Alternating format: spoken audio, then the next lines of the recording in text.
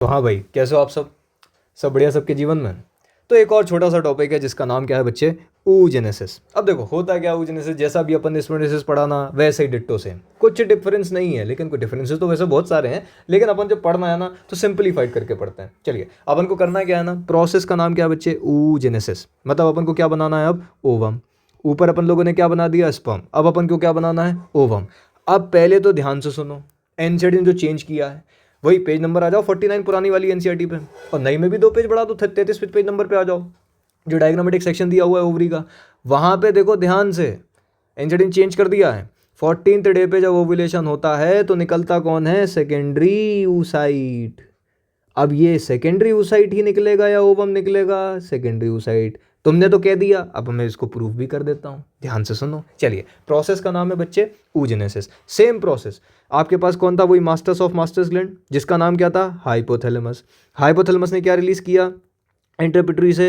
F S H और L H. बिल्कुल sir, कराया एफ एस एच और एल एच। अच्छा, ये जो पिटरी होती है वो किस में रहती है? एक कैविटी में, जिसका नाम क्या होता है? सेला ट्रेसिका। कौन सी बोन होती है? Sphenoid bone. ये तो आप सबने पढ़ा होगा। चलिए चलिए, तो एफ एस एच का फुल फॉर्म बोलो। Follicle stimulating hormone.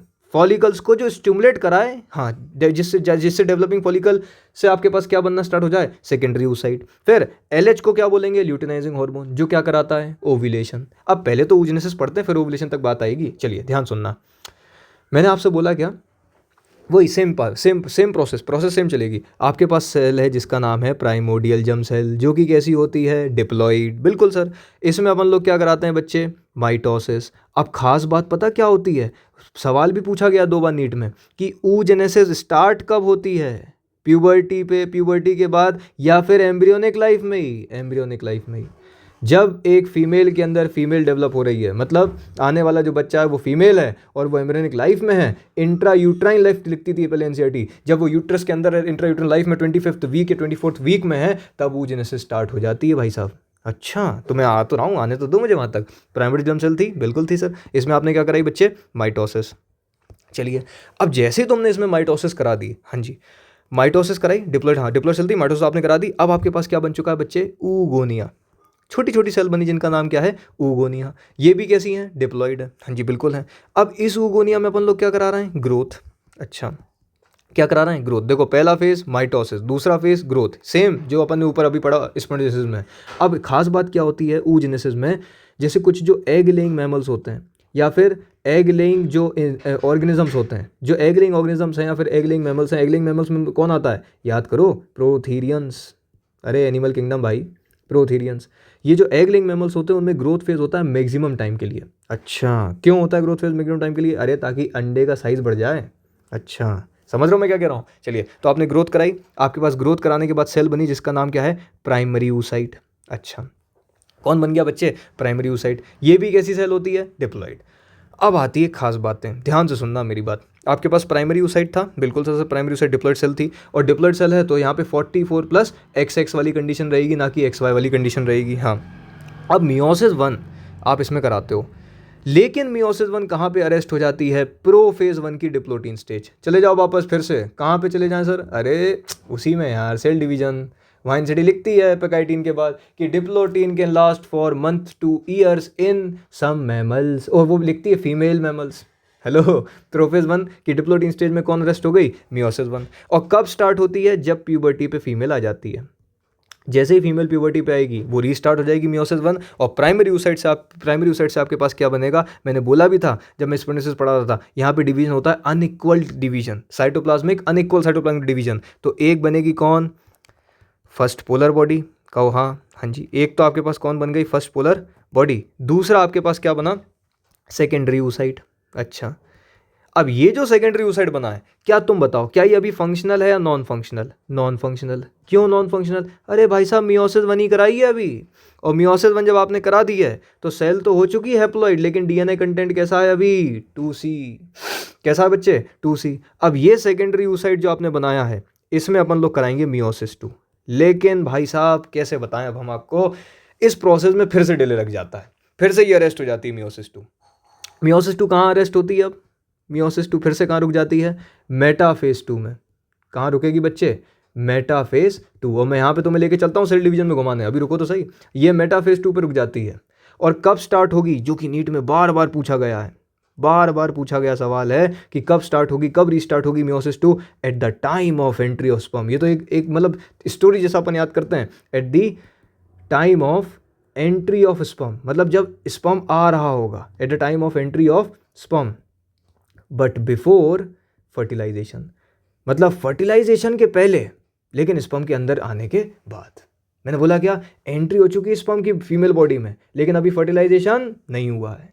अब चलो थोड़ा सा सुनना है, मियोसिस टू, एक मिनट को, मियोसिस टू, अब जैसे ही मियोसिस टू खत्म हो जाती है तो एक तो आपके पास बनेगी कौन, सेकेंड पोलर बॉडी, हाँ जी सेकेंड पोलर बॉडी, और एक आपके पास कौन बन जाएगी, अब ये जो आपके पास बना है ये कौन है, फंक्शनल सेकेंडरी oocyte, और अब इसे तुम कह सकते हो ओवम। हेलो, क्योंकि इसमें मियोसिस टू खत्म हो चुकी है, अब इसको अपन कह सकते हैं ओवम। और एनसीईआरटी गलती क्या करती थी, इसी को कह देती थी ओवम। हेलो, अभी ये ओवम नहीं था क्योंकि इसमें मियोसिस टू नहीं हुई थी, और इसमें मियोसिस टू हो जाती है। अब सुनो सुनो सुनो, मैंने बोला ना सेल डिवीजन में घुमाऊंगा। अच्छा, एक और चीज़ तो मैं क्लियर कर दे रहा, यहाँ पे आपके सिलेबस में है कि आपके पास दो पोलर बॉडी बनती हैं, एक ये फर्स्ट पोलर बॉडी और एक ये सेकंड पोलर बॉडी, लेकिन जब आप पीजी में पढ़ेंगे, मेडिकल कॉलेज में अगर चले गए, तो वहाँ बाकायदा देखने को मिलेगा कि कितनी पोलर बॉडी बनती है बच्चे, 3 पोलर बॉडी। ये याद रख लेना, कितनी पोलर बॉडीज बनती हैं, 3 पोलर बॉडीज। अभी अपने को कितनी याद रखनी है नीट के लेवल पे, 2। 3 कैसे बनती हैं वो खैर अलग चीज़ होती है, उसमें फर्स्ट पोलर बॉडी भी डिवाइड कर जाती है, अनइक्वल साइटोप्लाज्मिक डिवीजन होता है वहाँ पे भी, उस पर मैं भी नहीं जा रहा। चलिए, अब मैं तुमसे बोल क्या रहा था, हाँ ये वाली बात, मेटाफेज 2 पे कैसे अटक गई, ध्यान सुनो। थोड़ा सा चलते हैं सेल डिवीजन पे वापस। अब ये मान लो आपके पास सेल है, बिल्कुल सर, साइटोप्लाज्म में आपके पास क्रोमोसोम अरेंज हैं, बिल्कुल अरेंज है, सिंगल मेटाफेजिक प्लेट दिख रही है, मतलब ये कौन सी स्टेज होगी, मेटाफेज 2, बिल्कुल सर। अब याद करो, मेटाफेज 2 से जब तुम एनाफेज 2 में सेल को लेके जाते हो, जब आप लोग सेग्रीगेशन करा देते हो क्रोमेटिड्स का, तुम्हें नहीं लगता कि कोई सा एक वो कॉम्प्लेक्स आता था, याद करो, एनाफेज प्रमोटिंग कॉम्प्लेक्स। ये क्या करता था, अरे जो क्रोमोसोम होता है ना, क्रोमोसोम के ऊपर भी एक प्रोटीन की लेयर होती है, कौन सी, अरे यार तुम भूल गए, कोहेजन। कौन सी, कोहेजन। जब तक ये कोहेजन आपके पास लेयर डाइजेस्ट नहीं होगी, तब तक कोई भी चाहे जितनी ताकत लगा दो, आप एनाफेज में नहीं जा सकते। अच्छा, कैसे जाएगा एनाफेज में, एक कॉम्प्लेक्स आता है जिसका नाम है एनाफेज प्रमोटिंग कॉम्प्लेक्स। जैसे ही एनाफेज प्रमोटिंग कॉम्प्लेक्स आएगा, आपका जो क्रोमोसोम था अभी मेटाफेज 2 पे था, वो एनाफेज की तैयारी करना स्टार्ट कर देगा। और सुनो, एनाफेज प्रमोटिंग कॉम्प्लेक्स अगर नहीं आया तो बीमारी हो जाती थी, पॉलीटेनी, याद करिए, और वही polyteny will leads to what, polyploidy. खैर वो तो सेल डिवीजन की बातें थीं, उस पर अपन नहीं जाते हैं। और अगर अपन ह्यूमंस की बात करें, अगर ह्यूमन के केस में ऐसा हो गया कि भाई साहब मान लीजिए मेटाफेज 2 पे ही अटकी रह गई, एनाफेज 2 पे नहीं आई, भले ही एंट्री ऑफ स्पर्म हो गई, फर्टिलाइजेशन भी हो गया, तो ऐसे बच्चे का डेवलपमेंट नहीं होगा, नेचर ऐसे बच्चे को डेवलप होने नहीं देगा। हेलो, वैसे ही म्यूटेशन से इतनी सारी बीमारियां हैं, तुम एक और लेके आ गए। हेलो, समझ रहे हैं, ऐसा नहीं होगा। अब मैं इसी चीज़ को एक लेवल और ऊपर लेके जाता हूँ, और तुम्हें एक चीज़ और बताता हूँ। मैंने अभी बोल तो दिया कि ये oogenesis वाली प्रोसेस होती है, क्या हम इसको ओवरी के लेवल पे भी देख सकते हैं? हाँ बिल्कुल, देख लो, इसमें दिक्कत क्या है। एनसीईआरटी के डायग्राम पे आ जाओ फटाफट, कितने प्यार से एनसीईआरटी ने डायग्राम बनाया है। अब ध्यान सुनो, एनसीईआरटी कहती है कि आपके पास कुछ होती हैं फॉलिकल्स। हाँ बिल्कुल होती है सर, फॉलिकुलोजेनेसिस मतलब oogenesis ही है, हाँ जी। अब अच्छा, एक और चीज़, एक ऐसे फिर दूसरा सवाल आ जाता है नीट में कि ये जो आपके पास ओवरी होती है वो कनेक्टेड किससे होती है, टेंडन या लिगामेंट, लिगामेंट से टेंडन होता है, लिगामेंट से कनेक्टेड होती है, याद रखिएगा, लिगामेंट से कनेक्टेड होती है। चलो अब आ जाओ अपने टॉपिक पे वापस। मैंने अभी आपसे बोला क्या, बर्थ के टाइम पे, हाँ जी, जब फीमेल की बर्थ हो रही है तो बहुत सारी फॉलिकल प्रेजेंट होती हैं, हाँ जी होती हैं। इनका नाम होता है बच्चे क्या, प्राइमरी फॉलिकल। कौन सी फॉलिकल है बच्चे, ये प्राइमरी फॉलिकल। और तुम्हें पता, खास बात बताऊं, प्राइमरी फॉलिकल का नंबर होता है 2 से 3 मिलियन। अच्छा, 2 से 3 मिलियन, भाई बहुत ज़्यादा है भाई, 2 से 3 मिलियन प्रेजेंट हैं एट द टाइम ऑफ कब, बर्थ के टाइम पे 2 से 3 मिलियन प्रेजेंट होती हैं। अरे हाँ, 2 से 3 मिलियन प्रेजेंट होती हैं, लेकिन ध्यान सुनना, लेकिन इनमें से मैक्सिमम तो कर जाती हैं क्या, डीजेनरेट। और इसी को एनसीईआरटी ने लिखा है एट्रेशिया। क्या कहती है, एट्रेशिया। और कुछ जो फॉलिकल्स बचती हैं, हेलो, कुछ जो फॉलिकल्स बचती हैं उनको अपन लोग कहते हैं एट्रेशिया के बाद प्राइमरी फॉलिकल, ये बची हुई हैं। और कहती क्या है एनसीईआरटी की, एक ओवरी के अंदर कितनी बच जाएंगी, 60 से लेकर 80,000 तक, मतलब 60,000 से 80,000। अगर 2 में पूछ ले तो डबल कर देना, एक 20 से एक 60, ठीक है। फिर प्राइमरी फॉलिकल में अपन और डेवलपमेंट कराएंगे, साइटोप्लाज्मिक ग्रोथ होगी, साथ ही साथ आपके पास मतलब कुछ थीका लेयर्स बनना स्टार्ट होंगी, मल्टी लेयर्ड हो जाएगी ग्रेनुलोसा सेल। हाँ जी, प्राइमरी फॉलिकल में सिंगल लेयर्ड होती है, यहाँ पे मल्टी लेयर्ड हो जाएगी और आपके पास बन जाएगा कौन बच्चे, सेकेंडरी फॉलिकल। चलो बना दिया सेकेंडरी फॉलिकल। अब सेकेंडरी फॉलिकल से आपके पास क्या बनना स्टार्ट होगा बच्चे, टर्शरी फॉलिकल। अब नीट का सवाल कि टर्शरी फॉलिकल जो बनता है, जो आपके पास टर्शरी फॉलिकल बनता है, उसकी वो क्या होती है, वो क्या होती है, अरे मतलब वो कैरेक्टरिस्टिक क्या उसमें देखने को ऐसा मिलेगा कि हम बोल दें ये टर्शरी फॉलिकल डेवलप है। इसके अंदर आपको क्या दिखेगा, फ्लूइड फिल्ड कैविटी। कौन सी कैविटी दिखेगी बच्चे, फ्लूइड फिल्ड कैविटी, जिसका नाम क्या होता है, एंट्रम। क्या होता है बच्चे, एंट्रम। ये बन गया आपके पास टर्शरी फॉलिकल। और फिर टर्शरी फॉलिकल और डेवलप होते होते होते होते आपके पास क्या बन जाएगा, एक मैच्योर ग्राफियन फॉलिकल, जिसमें एंट्रम पूरी तरीके से डेवलप हो जाएगा और ये आपके पास क्या बन चुका है बच्चे, ग्राफियन फॉलिकल। और जैसे ही ग्राफियन फॉलिकल बना, अब ले आओ तुम एलएच का सर्ज। किसका सर्ज, एलएच का सर्ज। अरे नहीं तो तुम वो मेंस्ट्रुअल वाला पेज खोलना, हाँ जहाँ डायग्राम बना हुआ है, देखो 13th डे, आप वहाँ पे डायग्राम में देखो 13th डे और 14th डे। 13th डे पे तुम देख पा रहे होगे ईस्ट्रोजन का पीक आ रहा है। किसका पीक आ रहा है बच्चे, ईस्ट्रोजन। 14th डे पे किसका पीक आ रहा है, एलएच। अब पता कभी कभी नीट वाले क्या करते हैं, हम सबको रट गया है, बच्चे को भी हम रटा देते हैं कि एलएच का क्या आता है सर्च 14 डे पे, जिससे क्या होता है ओव्यूलेशन। और नीट वाले क्या बोलेंगे, एलएच का सर्च नहीं आया, ईस्ट्रोजन का सर्च आया। कब आया, 13th डे पे। हेलो, ऑप्शन बोलेगा ओव्यूलेशन कौन कराता है, हम सबको याद क्या रहता है, एलएच। वो पूछेगा क्या, ईस्ट्रोजन। किसका पीक, ईस्ट्रोजन का। अब तुम्हारे दिमाग में एक चीज़ और आई होगी कि भाई साहब तुमने बोल तो दिया, लेकिन ये ईस्ट्रोजन आया कहाँ से। अरे ये जो डेवलपिंग फॉलिकल्स हैं, ये जो फॉलिकल डेवलप हो रही है ना भाई, ये क्या रिलीज करती हैं, estrogen. Developing follicle release what, estrogen. NEET के सवाल हैं ये सब।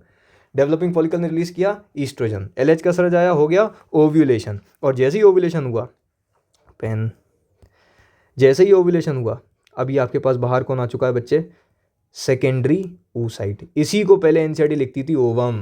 ध्यान से देखना, अभी ये जो आपके पास बाहर आया, इसका नाम क्या है, सेकेंडरी oocyte। अभी इसे ओवम नहीं कह सकते क्योंकि इसमें अभी मियोसिस 2 अटकी है, मेटाफेज 2 पे नहीं हुई है। अभी तो मैंने पढ़ाया भाई, देखो कहाँ गया, हाँ ये देखो, मियोसिस 2 कब स्टार्ट होती है, the time of entry of sperm but before fertilization. अभी एंट्री आई है क्या स्पर्म की, नहीं आई। अच्छा, सेकेंडरी oocyte आओ।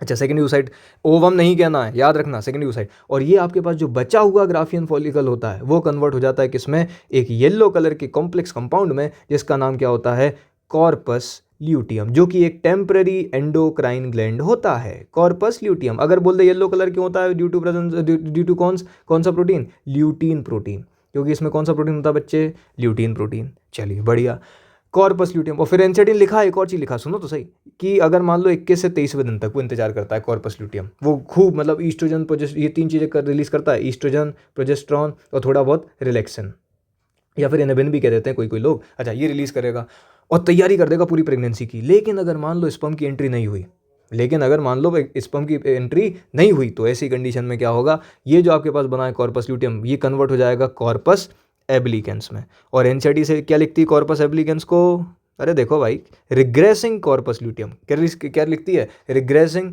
Corpus luteum. अब या तो तुम ऐसे पढ़ लो, या तो तुम ये जो मैंने चार्ट बनाया ऐसे पढ़ लो, सेम ही बात है। अब एनसीईआरटी एक बार देख लेना, समझ में आ ही जाएगा। चलिए, thank you so much, bye bye.